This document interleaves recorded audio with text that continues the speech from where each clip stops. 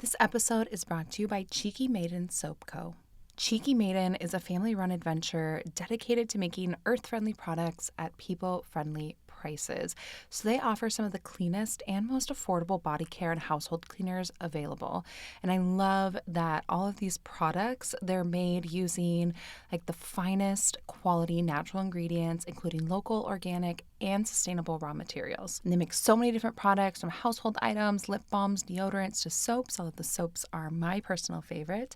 And I love that they are made without synthetic fragrances, that they are good for the skin. They're milder, they're more gentle than an industrial soap, so it doesn't like strip away my skin's natural oil or cause dryness or irritation. Plus, it is cruelty-free, and these products don't contain chemicals that are going to harm aquatic life or pollute water sources, which I think is so important when thinking about just buying your product. One of my favorite things about the soaps is actually the scents, and I feel like when I use them, I'm creating this like sensory experience in my shower, because not only feels good on my skin, but it smells so good. Right now, I have this like citrus spice scent, but I want to try the lavender eucalyptus one next. And right now, you can visit www.cheekymaidensoap.com and use code MINDFUL15 for 15% off your next order. That's cheekymaidensoap.com and code MINDFUL15.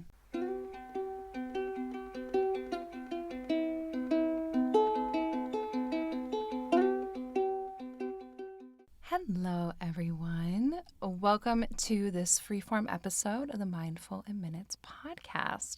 I'm Kelly, and today we are going to talk all about holiday stress and simple ways to manage that stress, and some of my favorite practices for this time of year, and some of the more unique challenges that come up during the holiday season, because who wants to be stressed? Not us.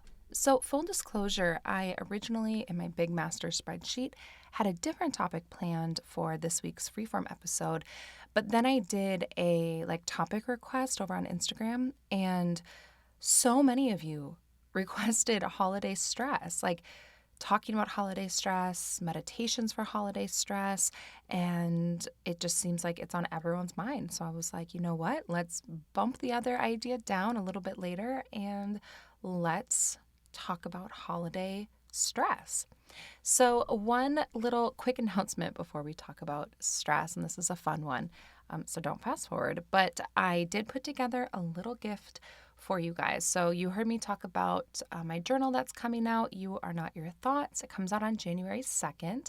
But anyone that pre-orders, I'm going to give you a bonus meditation bundle. So I put together these 5 bonus meditation audios that I'm just going to gift to anyone who pre-orders, so you can get a little bit of that kind of anxiety relief while you're waiting for your journal to arrive. So in this bundle, there is a anxiety soothing yoga nidra practice, a quiet contemplation practice called Your Anxiety Story, a 10-minute panic attack meditation, a sleep peacefully meditation, so for evening anxiety, nightmares, that sort of stuff, and then a nervous system reset meditation. And that last one, nervous system reset, I actually loved that one so much that I didn't want to keep it just to myself. So I'm going to release that as Sunday's meditation. I just felt like it was really unique and different from what I'd normally done.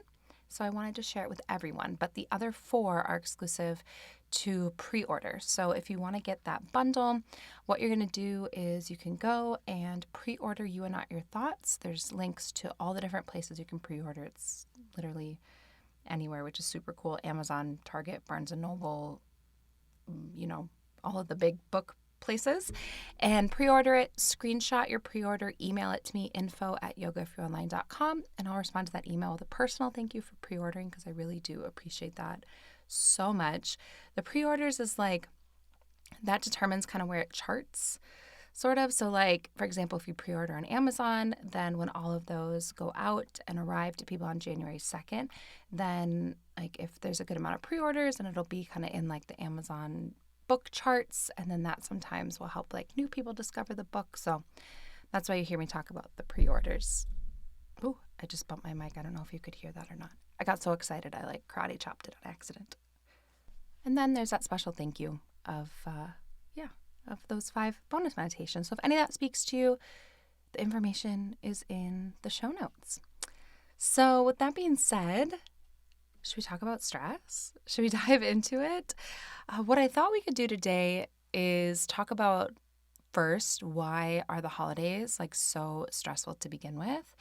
And then talk about kind of those different stressors that are somewhat unique to this time of year or tend to be elevated at this time of year. And then after that, I want to dive into kind of individual practices for those individual stressors and then end with some of my personal favorite practices right now navigating this time of year. So, sound like a plan? Cool. So let's talk about why the holidays are so stressful. In theory, this time of year is supposed to be that time of like cheer and gratitude and, holly jolly and all of that. But honestly, there's maybe moments of that, but I also think that this time of year is so stressful. There's just so much going on, and I've felt it kind of in myself of sort of like I just feel really kind of scattered lately, like spread thin and just kind of like, what's going on? And then when I heard from all of you that it's on your mind as well, I know that I'm not alone in feeling like, the holidays can be a little bit tricky. Like there's moments that can be great, but there's also things that really can be stressful. So when I was sitting down and kind of reflecting and making notes on like what makes the holiday so stressful, I came up with a handful of things. So the first thing was high expectations. So I think that there can be these expectations for the holidays for them to really be like joyous and magical and like everything to be perfect, kind of this like beautiful Hallmark channel like experience where it's like it's snowing and then you go into like a bakery and fall in love and the baker actually has a castle in Ireland and now you're a queen or something like that. And I think that we have these like expectations at this time of year that it needs to be like perfect, that needs to be magical, that needs to be joy, that needs to be like this extra special experience, right? The quote, most wonderful time of the year. So we feel this pressure to create these perfect experiences, to find like just the right gift, to make everything picture perfect. And the thing is that perfection doesn't exist. So we're really trying to strive for the unattainable, which leads to stress, but it also just leads to being let down. Like if you're just striving to attain something that is completely unattainable, you're only setting yourself up for failure. And I think we really hype up the holidays as wanting it to be like just right, but we're really not having realistic expectations around that. So that was the first thing that came up, is like just like these astronomical expectations. This is something that I felt like for myself personally, where I felt like, oh, it's the holidays, I should be doing all of this stuff. And then when I became a mom, now I'm really feeling it where I'm like, oh, I really want to make, the holidays special for like pork chop and Poppy and, do all these things. And I kind of find myself sort of, falling into some of those high expectations again. And I think no matter like what stage of life you're at, you can sometimes have this like, shoulds around the holidays, and that can be really stressful. Another thing is also like particular time constraints or a lack of time. It feels like things just move so fast this time of year. It's like blink and it's over. And this season is filled with so many different things like shopping. There's a lot of, not only shopping like for gifts, which sometimes I think can be like intentional shopping, but also just like a lot of noise and a lot of stuff. And I was just chatting with a friend just yesterday. And I was like, I feel like I'm just like, I don't know, like I'm just like this dog, like watching this like tennis ball just like ping pong around. I don't know, that's not a good analogy, but I just feel like this like, looking everywhere because there's all these different things that are going on, all these different sales or different promotions or this or that. And I think it's just like really distracting me and really just drawing my attention and making my mind feel really scattered of like, what's going on? And, it's not to say that like those types of things are bad. Like I personally am doing, a promotion on like my script shop and, things like that. And I don't think it's necessarily bad, but I think there's just so much going on right now that it can draw your attention in a million different places. So you're shopping, you're cooking, you're, you know, decorating things, you're going to social events, maybe your kids have things, like there's all sorts of stuff. And it feels like the calendar can be so full and overwhelming, and you're just moving a million miles a minute. And instead of being able to like enjoy these couple of things and like enjoying some of the fun aspects, you feel like you're just flying from one place to another, and it almost feels like a chore in a way. So I think definitely like time and time constraints and like overscheduling leads to a lot of stress.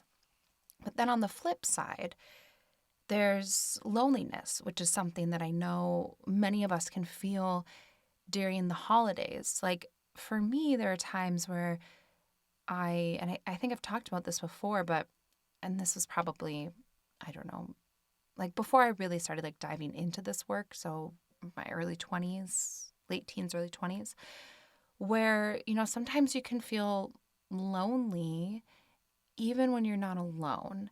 And it's like, you can just feel like you're kind of on your own, and life can feel lonely even if there's other people that are around you. But you also can feel lonely because maybe you're unable to be with loved ones, or maybe you've experienced a loss and that's something that you're grieving, or you're missing someone this time of year.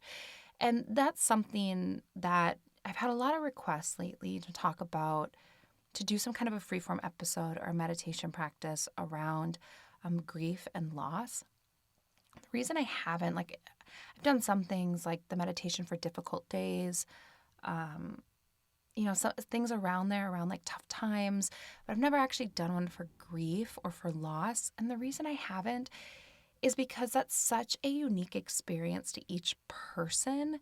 And so it's hard for me to kind of take that concept and to like apply it and package it up into this meditation.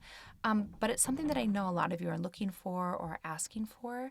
So I am going to sit with that and see if something comes up and I feel like I have anything of value to share on that topic. But if you ever, like, if there's something that you're requesting a lot and it doesn't pop up, it's usually because I don't feel like I have either the experience or like an idea or something of value to kind of contribute on that topic. So instead of just coming up with anything, I'll just wait until I feel like, if I ever feel like I have something to contribute, I will.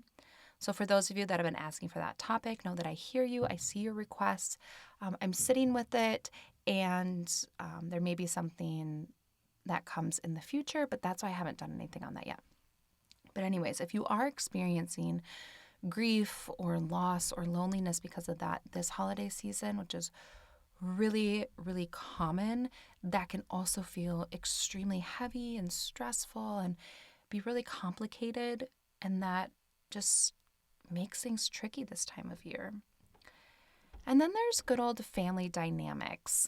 This, I think, this one's up there as, one of like the big stressors. It's something that, I mean, it's a common trope for a reason, where there's always, whatever, someone's like drunk uncle who says something out of pocket, or, maybe there's just tricky dynamics in your family, or whatever it is. The holidays can be a time for family gatherings, which can be great, but they also can bring family tension and conflict. And there's also sometimes this unspoken pressure to spend a lot of time with family members. And if there's any kind of like underlying issue, or, if people aren't respecting boundaries or whatever it is, this can cause conflict, and this can cause a lot of stress for you because, sometimes there's these unrealistic expectations. There is just, wanting things to go a certain way. There's, relationships can be hard. And the holidays don't make it any easier, because I think there's this unspoken pressure to like spend time with family. And for some of us, that's just not a happy, safe, like relaxing space. And that's all right. But I think it's important to acknowledge that like that can contribute to a lot of stress. It's kind of that family dynamic. And then there's also financial pressure. Like the holidays usually involve increased spending on gifts, decorations, travel. Like financial strain is a real thing during this time. And I think it's important to note that. And that's not a bad thing. It's something that I think a lot of us can feel, especially like right now. I mean, in this economy, it's a lot. And so I think that this time of year, it's, I think the term is like consumer Christmas. If you're having a quote consumer Christmas, I've been seeing that term a lot lately. Maybe opting out of consumer Christmas, but having that stress, that financial stress and pressure that's so real this time of year. And then I think that comparison plays a role in this too, right? Like comparison is the thief of joy. Social media can perpetuate this. You can see like these beautiful family photos is the image I get in my head of like just these beautiful like family photos. People are like on a Christmas tree farm and it's beautiful. Everyone's smiling. And you look at that and you're like, oh my gosh, look at that like beautiful image. But the thing is that I shouldn't say they may have like bickered the entire way, or someone cried on the way there because they hated their outfit. Or like when we look at social media or we look at these reels, TikTok, whatever it is, I think it's important to remember that we're looking at a highlights reel or we're looking at a snapshot and not the full picture. But I think comparison can really add to some stress this time of year. And then the last two things when I was reflecting that I feel like kind of contribute to the holidays being so stressful is potentially travel stress. So traveling during the holidays can be hectic. There can be crowds, a lot of people, weather stuff, logistical challenges. Also, for some people, like traveling is just really stressful. And you may be traveling and having a trip or having to get on an airplane or manage an airport or whatever it is can be really stressful this time of year. And then this is sort of the peak of, what we call in our house sniffle cough season, like runny nose, sniffle cough season. And it's stressful if you're wanting to stay healthy and you're wanting to keep, family members healthy. My 94-year-old grandpa, the one and only Grandpa Kenny, he is coming over for Thanksgiving at my house, and we want to keep Grandpa Kenny healthy. On the flip side, baby Poppy, she's only a couple weeks old. We want to keep her healthy too. So I think that sometimes can add just a little extra layer of stress, depending on who's coming over or, what your health is or your family's health. And yeah, so that was my kind of brainstorm as to like, why are the holidays so stressful? Maybe you're experiencing one of these. Maybe you're experiencing a few of these. I hope you're not experiencing all of these, but you might be. And I think we all have our own particular kind of combination of like this holiday stress. And so I want to look at each of these stressors individually and share just a little bit of insight, but mostly share different practices that you can use depending on like what type of stressor you're experiencing. And then my hope with that is that we can put a few more tools kind of in our mindfulness toolbox. So as we navigate this season, if something pops up, if you're feeling like, oh my gosh, I'm just moving, a million miles an hour, I've way overscheduled myself, you can think back to this episode and be like, okay, here's, I can pull out this tool from my toolbox to help me just kind of like slow down a little bit. That's my hope with diving into each one individually. And yeah, let's do that. Now I want to take a moment to interrupt this episode to tell you about Dose. Now, Dose creates expertly formulated organic wellness shots that support your liver in one delicious drink. So unlike other wellness shots, Dose does not contain things like standard juices or powders. Instead, it's formulated with organic herbs, it's vegan, gluten-free, dairy-free, and has zero sugar.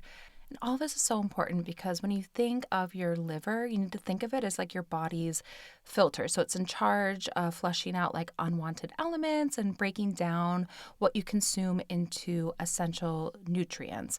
And I didn't know this, but the liver is responsible for over 500 functions daily. And I recently tried Dose for Your Liver, and it has things like turmeric, milk thistle, dandelion, orange, and ginger, which I love kind of like that orangey ginger kind of flavor. Like I think it tastes really good. And I love how easy it is to just incorporate into my day. Just kind of take like this little shot, and I know that I'm doing something good for my body. So if you want to give Dose a shot and invest in your health, Dose is offering Mindful in Minutes listeners 15% off your first order, plus an additional 15% off if you subscribe for a monthly delivery. That's 30% off your first order. Go to dosedaily.co/mindful and use code mindful. That's dosedaily.co/mindful and use code mindful. Okay, so looking at expectations, I think if you're struggling with expectations, the first thing is to realize that perfection doesn't exist. You just have to do your best to release the expectations for perfection. Why was that so hard? I feel like my brain glitched for a second.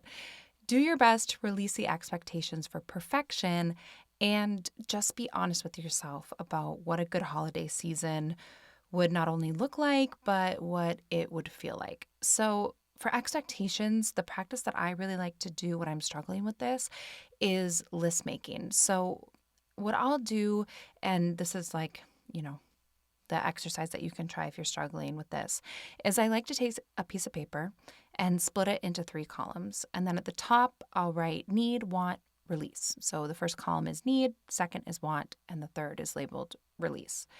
And then under each column, just kind of reflect on what do you actually need? And so you can apply this to anything when you're struggling with expectations. But if it's expectations around the holiday, maybe that's looking at what do I actually need for a fulfilling holiday for me? And chances are that's probably a shorter list. So maybe it's a day with your family. Maybe it's a cute Christmas tree, right? It can be anything. But think about what you actually need to feel like this was just a good, fulfilling holiday for my heart.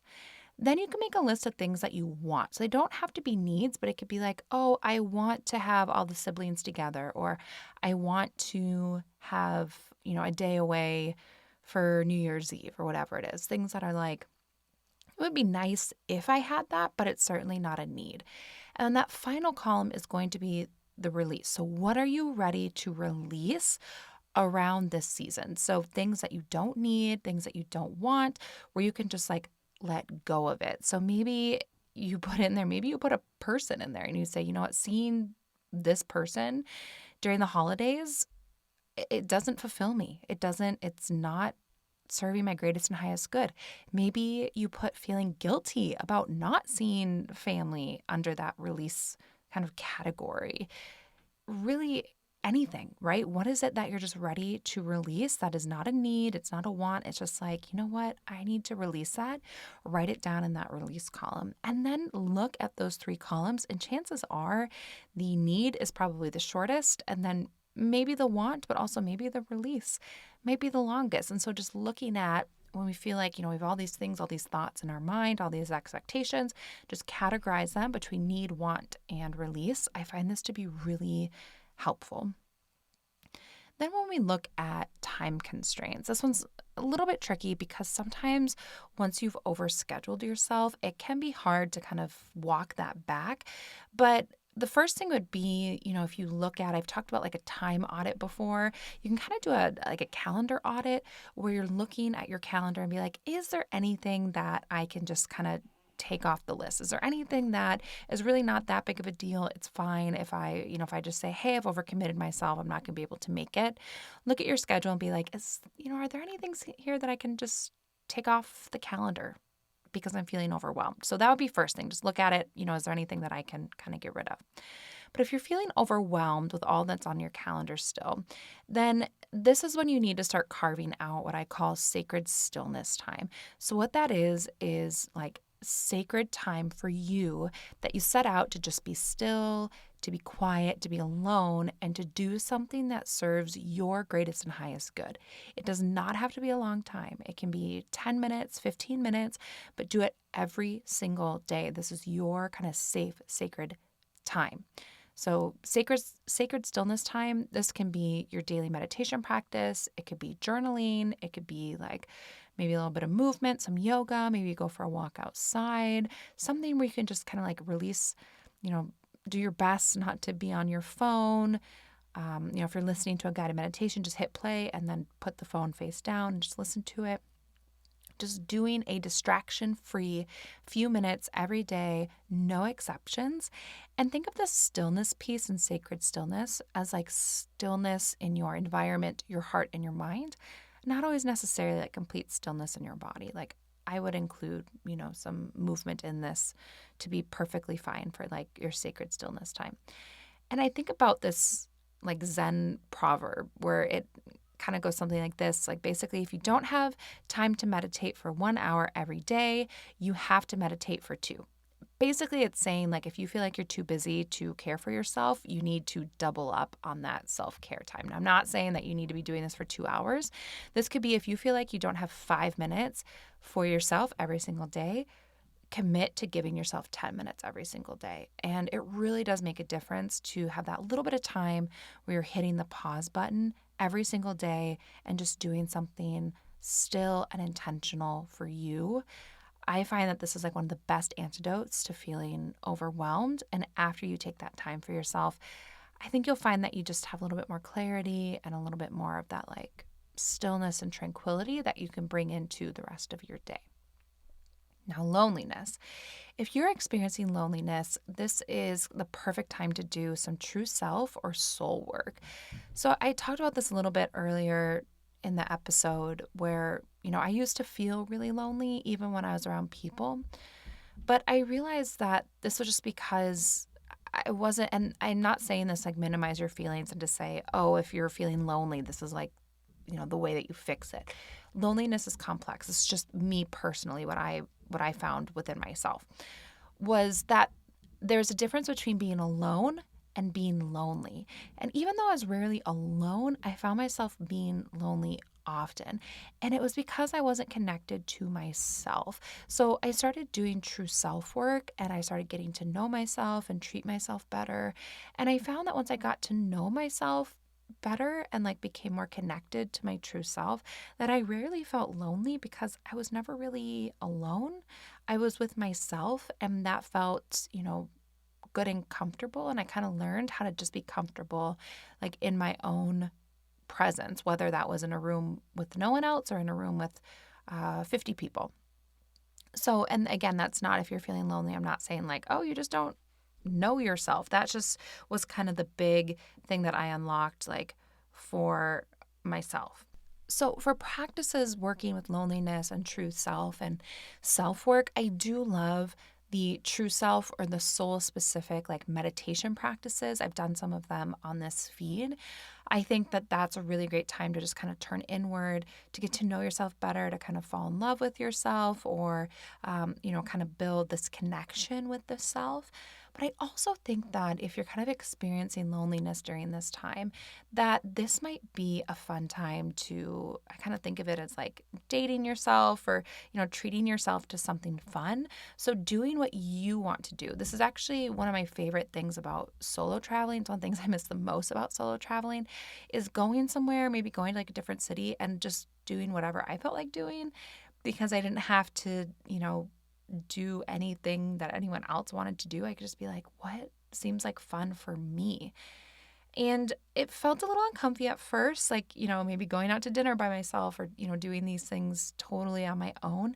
But then it became really fun when I thought about it as like taking myself out on a little date, getting out of my comfort zone. So maybe if you're like, I want to go to a Christmas market, but I don't have anyone to go with, go take yourself on a date there. Go by yourself. Maybe get your special little, I don't know, hot chocolate treat or whatever it is. Like build your own little dream holiday experience day just for you to like treat yourself. If you're experiencing loneliness or loss or grief, this could be a time to go do something special to honor that someone that you're missing. I've also found that when working with loneliness, that letter writing is a really therapeutic practice, at least for me personally. So that could be writing a letter to the person that you're missing, just letting the words kind of flow. It could be writing a letter to yourself or to your inner self or to your inner child. You could also just write like an old school letter to a friend, like an old school like pen pal situation. For whatever reason, I've just found letter writing exercises to be really therapeutic when working with like loneliness or missing or longing.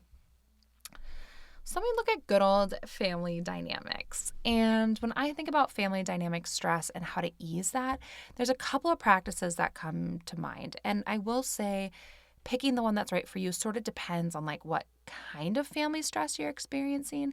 But the first thing that I think about is boundaries. So kind of similar to the need, want, release list exercise, thinking about how can you protect your peace. So if you are going to spend time in tricky family dynamics and it's not an option to not go, maybe writing a little list of some boundaries that you will set for yourself. So maybe that's how long you will stay at someone's party. Or maybe it'll be not going to a certain gathering. Or maybe you set boundaries around what will be discussed. You could say something like, politics are off the table at my house or whatever, something like that. Whatever your boundaries are, you can make a list for like your own personal boundaries. And you can just do this through some quiet contemplation time. And I think it's important to remember because sometimes people will not respect your boundaries, which really sucks. Like, wouldn't it just be nice if people would just respect your healthy and reasonable boundaries? But they don't always do that. And someone once told me this, and it's always stuck with me. And that's, anyone who gets upset with you for setting boundaries was probably taking advantage of your lack of boundaries to begin with. So people who respect you will respect your boundaries as well. So keep that in mind. So if people are not respecting that, then they're not respecting you. And people who truly love and respect you, and they don't always have to agree with your boundaries, but if they truly love and respect you, they will also respect your boundaries as well. So that's always stuck with me in my mind when in moments of struggling to kind of hold boundaries and to set them. I've also found that doing a few minutes of meditation before your family gathering, just to quiet your mind, kind of soothe your body, kind of just get you to that more relaxed state at first can be really helpful. And then doing some meditation after too. So if they're going to go and they're going to, activate that fight or flight, they're going to ramp up your nervous system and your stress levels, then, do something after, like meditation or journaling, whatever it is, to kind of bring yourself back down from that activated state. This is where I think the meditation, the nervous system reset that I'm going to share on Sunday is going to be really useful, is that if you need to kind of reset that nervous system after feeling kind of activated, or if you're feeling reactive, I think you'll really enjoy that practice. So a few minutes before the stressful interaction or gathering, if you know it's coming, and a few minutes after, I have found has really helped to kind of just alleviate some of that pressure. And then mantras are one of my favorite meditation tools when working with tricky family or relationship dynamics. So this is really powerful, I think, if you're especially working on something like specific. So you could repeat something like, I protect my peace and I find joy within, or I find patience with, you can even say, a person with whatever, this person. You can use a mantra like, I honor my need for space, or I respect myself and I uphold my boundaries. Whatever it is, if you have like a specific thing you want to work on, putting that in a mantra and using that in your meditation can be really useful and powerful to kind of navigate some of the tricky family stuff. So then financial pressure, believe it or not, I do have some ideas on how you can use mindfulness to help support any financial pressure, stress. The first is that just practicing mindfulness can help you manage your stress in general, can help promote kind of awareness, reduce anxiety, and also encourage intentional decision making. So if you're feeling like, scattered, or you're just feeling like, I'm just like, buy, and then you have that like buyer's remorse or regret, like meditating and practicing mindfulness and being that objective observer can really kind of help you be intentional in other aspects of your life. So when you explore being intentional and kind of slowing things down in your practice, it then allows you to then be able to implement that in everyday life too. So being more intentional with your decision making or your purchasing. Also, gratitude practices. It helps to, cultivating gratitude helps you to focus on what you have rather than what you lack or what you need. So this actually can be really useful if you're kind of feeling that pressure to like buy and consume and just get like a lot of stuff. So, just writing a few things that you're grateful for, a gratitude journal, a gratitude meditation, that can be really helpful to help you see what you already have, as opposed to focusing on what you want or what you're lacking. And then again, kind of applying the principles of being intentional, being an observer, taking your time when it comes to spending can be helpful, considering long-term impact of your, choices when spending, taking time before making non-essential purchases. You can pause, you can reflect, kind of ask yourself, like I saw something pop up and it was not necessarily related to meditation, but it was again kind of talking about this like consumer Christmas and how you can opt out of it. And it was like, ask yourself, am I just buying this because it's on sale? And I don't know why, but that stuck with me. And I was like, you know what? I need to start implementing that for myself and be like, am I buying this because I need it, or it's going to be a great gift for someone, or, it's useful or whatever? Am I just buying it because it's on sale? And so having kind of that intentional, conscious mindset when it comes to things and purchasing can be really helpful. And meditation can also be great for identifying different kind of triggers. So for me, sometimes with my ADHD, I can be impulsive. So when I meditate and I practice being an objective observer, it can help me to see some of those triggers or some of those things that, might make me just buy something impulsively. And remember that we're always looking and observing ourselves without judgment. So that can be helpful too. So I think just like a gratitude practice, and then practicing sort of that being an observer, slowing down, being intentional like you would in a meditation practice, applying that to then our consumerism can be helpful. And then looking at comparison, and I do have an entire freeform episode on comparison. It's a couple years old, but it's there. I think the big thing about comparison is that comparison isn't always bad. It can be something that's motivational or aspirational, but when you're using it, like when you're using comparison to make yourself feel worse, like when we look at social media and it's not helpful and we're just feeling bad about ourselves, that's not so good because and we all do it. We are designed to compare ourselves to one another. Like we are designed that way. It is like a survival mechanism. We're wired to compare ourselves to one another. We're designed that way. We're brought up that way. But it's important to remember that we're all on our own path. So if you are currently stuck in the wheel of comparison, I think the easiest way is to just get off that wheel altogether. So that's maybe looking like less time on social media, unfollowing anyone that isn't serving your greatest and highest good. You can mute them. You can also look at your surroundings. What are you surrounding yourself in? So almost doing this like mindful sort of environment audit, right? Like what am I comparing myself to? Who am I comparing myself to? Where am I seeing these things that are having me really get into this kind of comparison wheel that isn't serving me and is just causing a lot of stress? So I think that also that sacred stillness time that I talked about with like feeling overwhelmed and overscheduled, that can be useful here in comparison if you basically just swap some social media time for some sacred stillness time. It's a natural way to reduce some of that content that we're consuming that may make us feel less than, and is replacing it with something that can be really fulfilling and, something that you can enjoy. And then the last one, the travel stress and the health stress, you're just going to do your best. So when it comes to health stress, we're just going to do our regular meditation practice, try to alleviate some of that stress and anxiety. Obviously, we're going to be, responsible people. We're going to wash our hands and stuff. But remember that meditation also helps to boost your immune system, which is great.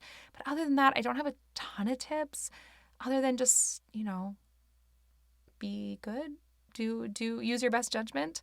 But travel stress, this is something in particular. I know travel can be really stressful for a lot of people. I hear it a lot. People that are coming on retreats and, one of the big things that people worry about, or they're like, I don't know, I really want to come on the retreat, but traveling is just so stressful for me. I don't know if I want to do it. A few ideas for that can be like, if you're flying, can you preload some of your favorite meditations? Maybe you get that anxiety bundle and you have that like saved on your phone that you can listen to. Not me plugging my own stuff, but you could do something like that. Download some of your favorite meditations or a certain playlist, or is there like a certain breath technique that you like or a mantra that you like to use? Like, kind of have your stress and anxiety for travel plan in place beforehand so that in those moments of stress, then you can do something to kind of walk away from that activated state. And again, maybe reflecting on what some of these anxiety triggers are so that you can make a plan for how to deal with them in the moment, but then also maybe reduce them before they happen. And then being patient and kind with yourself, because it is stressful to travel. It is stressful to go through, an airport on the holidays and like there's big crowds and things like that. So just be kind and patient with yourself. And then playing my favorite game, is it a truth or is it a thought? And so if you have something that's in your mind, a stressful thought, an anxious thought, and you ask yourself, what is the likelihood of this coming true? Or is it just a thought that I'm having? So we have a lot of thoughts during the day, but not a lot of them are true. So kind of challenging some of those thoughts and being like, how likely is that actually? Like for example, if if you're worried about missing your flight and you're like, oh my gosh, I need to get to the airport 6 hours early in case I miss my flight.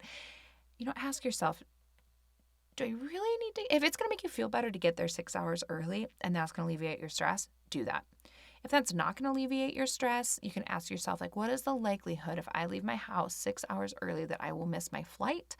Probably not high. You can say, okay, can I actually leave 3 hours early or 2 hours early? Whatever it is, right? Just maybe zooming out a little bit, looking a little bit more objectively and logically. Is this a thought that I'm having or is this an actual truth that I'm experiencing?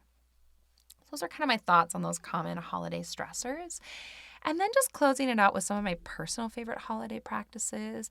I've really been enjoying doing short guided meditations to quiet my mind before bed. So I've been listening to some different practices. I have some, my favorites, and I have some that are safe, but I've also been just trying out, not anything that I'm ready to recommend yet, because I've only been dabbling with different apps, because I don't listen to my own meditations. I don't find it relaxing to listen to my own voice or my own work. So dabbling a little bit. I have some teachers that I really like their work, and so I've really been enjoying guided meditations at night to quiet my mind. I feel like I'm sleeping way better ever since doing that. Even just I have a handful of ones that are about 10 minutes that I really like. And I just feel like even if I'm not sleeping a ton of hours because baby Poppy is waking me up and is hungry, I feel like when I am sleeping, it's good sleep. So I've really been enjoying that. And I feel like it's just setting me up for a little bit more success so that I'm sleeping better, which just makes everything better. And then mantras, I really do use mantras when I'm working with something specific. I find that to be really helpful, especially before, tricky interactions or if there's something specific I'm trying to cultivate. And I've also been enjoying kind of creating cozy meditation environments. One thing that I do like about this season is kind of the coziness and the twinkly lights, and I love the smell of Christmas trees. I don't know, am I just the most basic Midwestern mom out there? Maybe, but I really like it. And so kind of taking that coziness and applying it to my meditation or my sacred stillness time, I've really been enjoying it. It feels like this fun little delight. So that's what I've been doing to kind of combat my holiday stress with also being, kind and realistic with myself. So I hope that helps you. I hope all of you that when you were saying, I need help with holiday stress, I hope this helped you. I hope it's, given you something to think about, some tools for your toolbox. And I hope that you love Sunday's meditation. Go check out You Are Not Your Thoughts, the anxiety journal. And don't forget about that pre-order gift. And that's it. If you're here in the U.S., if you celebrate Thanksgiving, we have it coming up. And I am grateful for you. I really am. I'm not going to keep you here for 5 more minutes, although I could, but just know one thing that I think about probably at least once a day is just I cannot believe all of you out there listening to this podcast and letting me lead you through your meditation practice and just letting me share what I love and making it possible to just take the thing that I love, that I'm passionate about, and, turn it into this. And it just means so much to me that you're here. So that's what I'm grateful for this year. But that is it. I hope you have a beautiful day, and thank you so much for being here and joining me.